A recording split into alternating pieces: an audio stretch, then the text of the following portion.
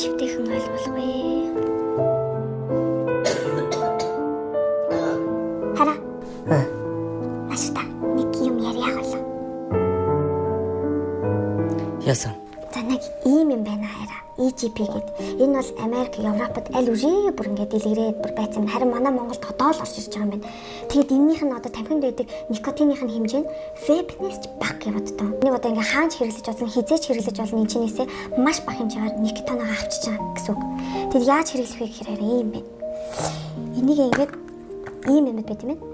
Энийг аваад энэ бэл энийхэн тасар ингээд хийгээд тэг 30 минут болоод тэгээд энийг буцаж гаргаад энэ бүр ингэ нэмгэрчдэг юм байлээ. Тэгээ хогоо ишиг айчин. Хогоо ч гэсэн гадуур хаяхгүй. Их цэвэрхэн шийдэл байгаад байгаа байхгүй юу? Тэгээ хоолой нэг гоё туршаад үздэг. За тэгээ. Тэгтээ хоолой өмнө ва дараа